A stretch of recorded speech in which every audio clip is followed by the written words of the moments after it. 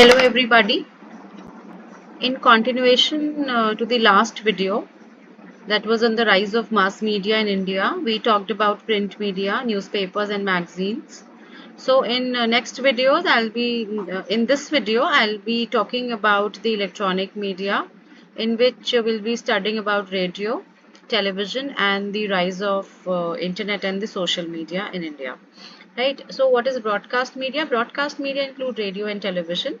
It differs from print in what people often do other things while listening or viewing.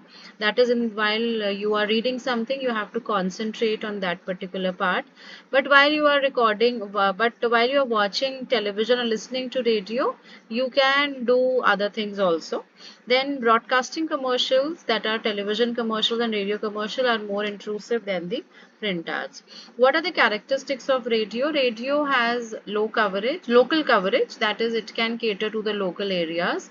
It is a low cost medium, it is a personal medium, it is a portable medium, that is, you can carry it anywhere with you. It is a flexible medium, changes are possible in the script, in the advertisements, on the spot also.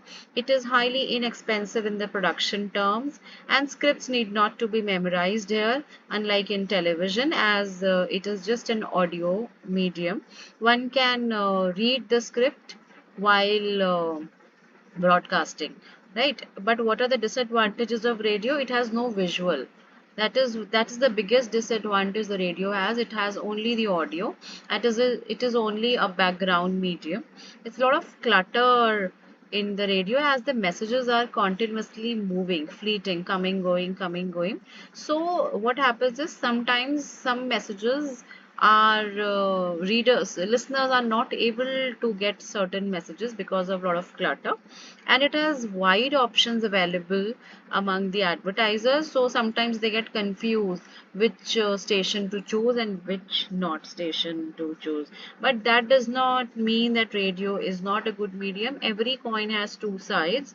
Every medium has its advantages and has its disadvantages as well.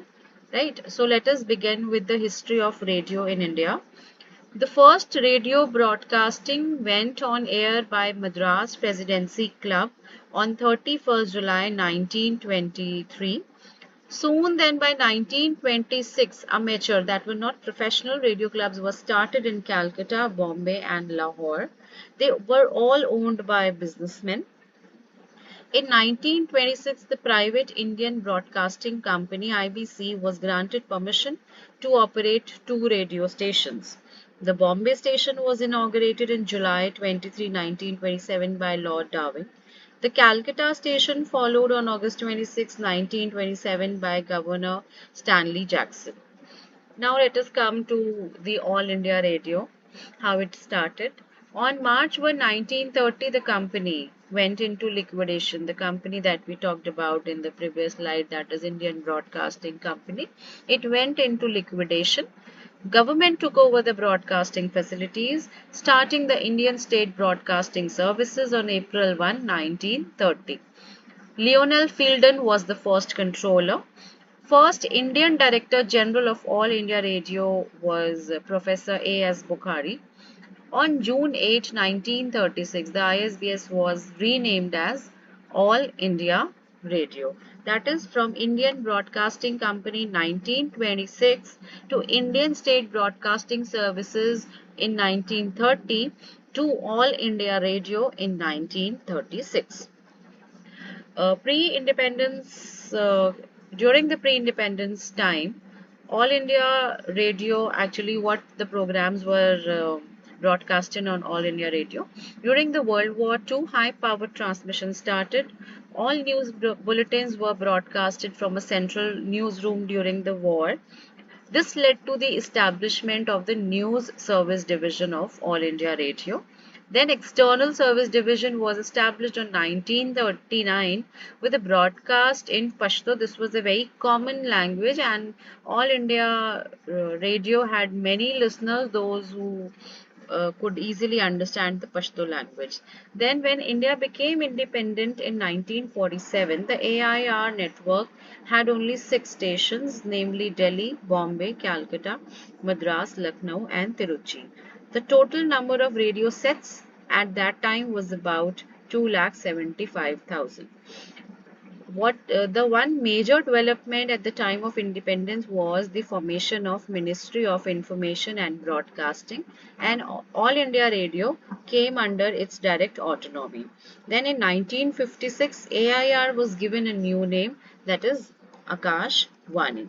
On October 3, 1957, the Vivid Bharati services were launched to compete with the Radio Ceylon. Radio Ceylon was a very popular radio station in Asia, and it broadcasted very many commercial programs. So prior to Vivid Bharati service, in the previous slides we had studied that All India Radio has news service division and external service division, but the commercial services were not there.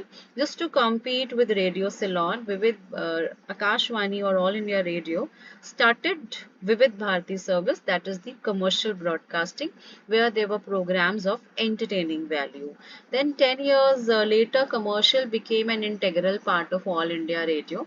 I must say there that till now, the television had not come to India. The television broadcasting was started in 1959, and that was also an half an hour news broadcast. So till 1959, the two mediums that were available to the Indian audiences were, one was newspaper, that was for the information, and for some sort of songs or entertainment, or we can say as far as the broadcast media was concerned, radio was the medium that Indian listeners were using. Then in 1969, Yuvavani or Voice of Youth went on air. Television broadcasting began in 1959 as part of All India Radio, but was separated from radio as Doordarshan on April 1, 1976. Then came an era, that is FM radio, which was purely entertaining. FM broadcasting commenced on July 23, 1977 in Madras and was expanded in 1990s. In 1993, AIR sells time slots for private FM radio broadcasting in 5 cities. In 1999, privatization of FM happened. In 1999, even the Indian government decided to allow private FM stations in India through a bidding process where bids were invited for 32 cities, and this gave birth to the entirely commercial radio, that was the private FM radio channel. And this was the time when the private and the global companies were making their mark in India. That is why this private FM radio stations started, and pioneering the trend were FM radio, Red FM and Radio City, the most popular radio FM channels. Now let us look at the history, a brief history of radio in the world. Guglielmo Marconi invented radio in 1901. Lady Forrest invented the Audion, that's an vacuum tube device, which made the clear transmission of voice and music possible. After World War I, three American companies, GE, AT&T is one of the biggest media conglomerate of world right now, and Westinghouse joined hands and formed Radio Corporation of America. Very soon, radio established its place in the minds of the listener. Radio went commercial in 1922. By 1930, radio became a prime mass medium. Until now, newspapers were also very popular, and the second medium that was popular among the masses was radio. Then TV made its entry by mid-1930s. A few years later, radio was overtaken by television. Then came its savior, FM, that is the private FM radio stations, completely commercial and purely entertaining. Columbia University professor Edwin H. Armstrong invented the FM radio in 1933, though its popularity came in late 1950s. But the use of FM for commercial radio was common only after World War II, as I just mentioned. By 1970s, large-scale use of FM radio started in India. FM radio came somewhere in 1990s. FM had caught like wildfire all over the world. India has more than 100 FM stations. Television now let us come to the television. Television advantages are that television gives you a mass coverage. It has a high reach. It has an impact of sight, sound, and motion. It has high prestige, low cost per exposure, and it has high attention getting capabilities. When I say low cost per exposure, that is, though it is costly in the production terms, but when we compare it with the exposure, the number of viewers actually being exposed to the television content, then when we say that that is number is very large and very minimal as compared to the production cost, so it has low cost per exposure.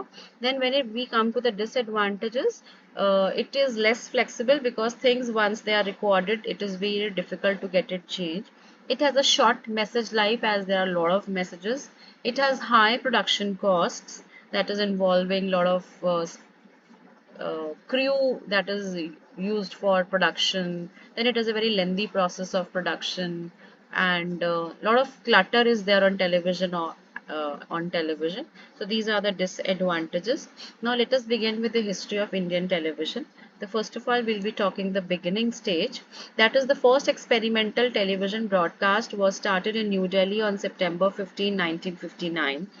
This started with half an hour daily transmission that reached a radius of 40 kilometers. It was inaugurated by Dr. Rajendra Prasad, then President of India. These early experiments were conducted with the help of UNESCO, America, and Philippines, as India did not have their own satellite. 15th August 1965 was the day when 1 hour transmission started 4 days a week, and then 15th August 1965 also Indian television had its first news broadcast. Then on 26 January 1967, a major milestone in television industry, that was Krishi Darshan. It was started for the farmer and it is still running, and the one of the oldest running programs on the Doordarshan. It is entirely for the farmers. Then came the concept of educational TV and open university programs. In 1972, Bombay Center was started. In 1973, Srinagar Center was started, and in 1975, Center started at Calcutta, Madras, and Lucknow. Then came again a major milestone, that was SITE, Satellite Instructional Television Experiment. On 1st August 1975, SITE was launched with the help of an American satellite for a period of 1 year, when 2,400 villages in 6 states were used as an experiment. The purpose of this experiment was to check the utility of television in spreading the messages related to education, entertainment, health, and sanitation. Site was designed to test whether satellite-based television services could play a role in socio-economic development. The programs dealt mainly with school education, agricultural issues, planning, and national integration. The program was fairly successful in demonstrating the effectiveness of television in India, and the lessons learned from SITE were used by the government in designing and utilizing its own domestic satellite services, that is INSAT, which was launched in 1982. By 1976, a television network of 8 television stations covering a population of 45 million spread over 75,000 square kilometers.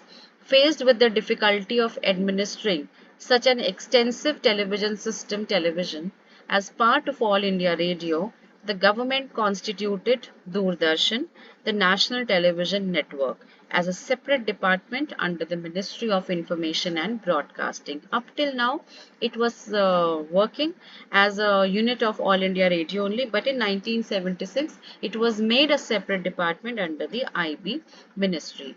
Doordarshan and All India Radio, they have operated always much like a government department, and like All India Radio, Doordarshan was also headed by a Director General who was appointed by the Ministry of Information and Broadcasting. On 1st January 1976, television went commercial. Whenever we use the word commercial, this means either advertisements or the programs in the having commercial values, that is entertainment, song, and the music. Advertising began in a very small way with under 1% of Doordarshan's budget coming from advertising revenues in 1976 and 77 to $300 million in 1990.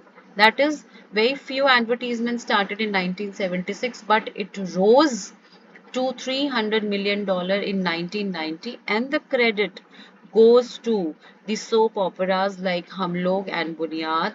And then there were religious shows like Ramayan and Mahabharat, and many musical programs and situation comedies and drama that spot the rise in the advertising revenues of Doordarshan.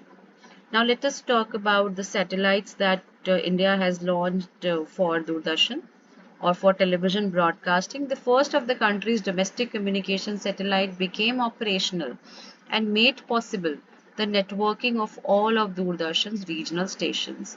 Abandoned in September 1983 when its attitude control propellant was exhausted, INSAT 1B was launched on 30th August 1983. A major milestone in the history of Indian television came with the coverage of Ninth Asian Games that were held in India in 1982. Doordarshan provided national coverage for the first time through the satellite INSAT 1A, and that too was in the color. After 1982, there was a huge increase in the live coverage of all the sports events by Doordarshan, as India was successful in its first live coverage, and then Doordarshan also started the color transmission, which attracted more and more viewers. Then by 1983, government sanctioned a huge expansion of Doordarshan. Thus, towards the end of 80s, around 75% of the population was covered by the transmitters. By July 1984 came the first soap opera of television industry, that was Hum Log. It quickly became immensely popular, and Hum Log promoted a new consumer product, that was Maggie, which is still one of the favorite products of every Indian. Hum Log was quickly followed by Bunyad. It was a historical soap opera about the partition of India-Pakistan in 1947. Then in 1987, Ramayan was on air, and then 1988-89 saw the era of Mahabharat. This all gave a massive increase in the viewership of Doordarshan. Then there was further expansion. That is on 23rd January 1987, morning transmission started. Then 26th January 1989, afternoon transmission started. And a major milestone in afternoon transmission was a show called Shanti, which whose target audience were the Indian women, specifically the housewife, and this exactly gave a rise in the people watching Doordarshan at afternoon time. Then in 1993, Metro channel DD2 was launched. 1997, Prasar Bharati was established, and Prasar Bharati's under Prasar Bharati's direct autonomy came AIR and Doordarshan. On November 3, 2003, the Prasar Bharati Corporation replaced DD Metro channel with their news channel DD News. But DD Metro in 1993 gave huge popularity to Doordarshan with many popular shows as Dekh Bhai Dekh, Zaban Sambhal Ke, and it also gave birth to India's first television song Supermala, initiated by that was initiated by Baba Saigal and Super Hit Mukabla, and it became immensely popular. Along with that, there were other many popular series like Chitrahar, and that was a series of songs, and then Surbi in the morning transmission. All these programs are remarkable programs and the milestones in the journey of Doordarshan, due to which Doordarshan gained immense popularity. But there was a major shift breakthrough in the television journeys with the introduction of LPG, that is liberalization, privatization and globalization, when the Indian government under the prime ministership of PV Narasimha Rao ji, they paved the way for the private companies and the global companies to come in India. So with the other foreign players, private TV channels also entered India. So this saw the beginning of international satellite broadcasting in India. This event changed the country's television environment dramatically and drastically. International satellite television was introduced in India by CNN through its coverage of Gulf War in 1991. Star TV was the first that started broadcasting into India. It started with 5 channels using the AsiaSat-1 satellite, and the name of the channels were MTV, Star Plus, Star Movies, BBC, and Prime Sports. Star Plus was transformed into a Hindi language channel in 1996, with Star becoming the network's English language. Star World became the network's English language channel. That is, Star Plus initially started as an English channel, but as it gained popularity, a lot of popularity it got, within 5 years, Star Plus was transformed into a Hindi channel and Star World became the English language channel. Star was the first foreign channel that came into India. Then Indian television never looked back. There were many other Indian private players stepping into the Indian television industry. ZTV was the first, founded by Subhash Chandra, launched in India in October 1992, becoming the first Hindi satellite channel. Z formerly had a partnership with Star TV. Partnership ended when Rupert Murdoch News Corporation acquired Star TV. Star TV was earlier Hong Kong based channel. Later on, it was acquired by Rupert Murdoch News Corporation. So at that time, Z separated with Star, and then ZTV was also launched in UK, then which acquired TV Asia, and the first Asian channel to be launched in UK. Then came Sony Entertainment Television, commonly known as Sony TV or SET. It started in 1995, based in Mumbai, Maharashtra. It is owned by Multi-Screen Media Private Limited, MSM, formerly SET India Private Limited, a subsidiary of Sony Pictures Entertainment since 1995. MSM's family of channels in India include Sub TV, Setmax, Setpix, AXN, and Animax. By the end of 1994, an estimated 12 million households were receiving 12 satellite channels. This increase in viewership was made possible by 60,000 or so small-scale cable system operators who have mushroomed across the country. Then came more private TV channels few years later: Discovery, National Geographic, HBO, History Channel, Nickelodeon, Cartoon Network, VH1, Disney, Toon Disney, UTV Music, UTV Bindas, Zoom, Colors, 9X and 9XM.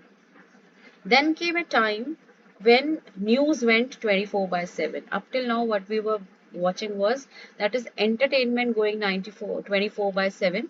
Now came an era when the news went 24 by 7. Earlier, before this particular scenario of the private news channels, news was only the autonomy of Doordarshan and All India Radio. India had two public broadcasters as All India Radio and Doordarshan, but with private channels stepping in, making their mark in the television entertainment industry, they started with the news channels also. And in this, Z also became first by launching Z News in 1995. It is the first 24-hour Hindi current affairs and news channel in the country. Then came the Star News. The round-the-clock news channel Star TV beamed its exclusively 24-hour news channel Star News in 1998. Then Star TV made contract of 5 years with the veteran journalist, very famous Pranoy Roy, to provide news content for this news channel. Then Aaj Tak started in 1999, NDTV started in 2003, then IBN 7 started in 2006. IBN 7 is now News 18. Then India TV, Sahara Samay, Live India, and many more channels have stepped in. Now, if we look at the scenario of the television industry, we have n number of news channels, entertainment channels, plus we also have their digital versions. As the launch of Zio, when the Jio actually slashed the internet rate, it led to a sudden increase in the number of smartphone users and people accessing content on these smartphones. This led to an increase in the digital media. That is, lot of channels coming up with their digital version. Then there was a time when everything was locked down. People were in their homes all the time. That was the COVID pandemic, which was not expected that such a kind of a scenario would happen. And this led to a rise in the OTT platforms. That is, it was not only that we were watching content on television, but there were many over the top platforms serving content on the smartphones.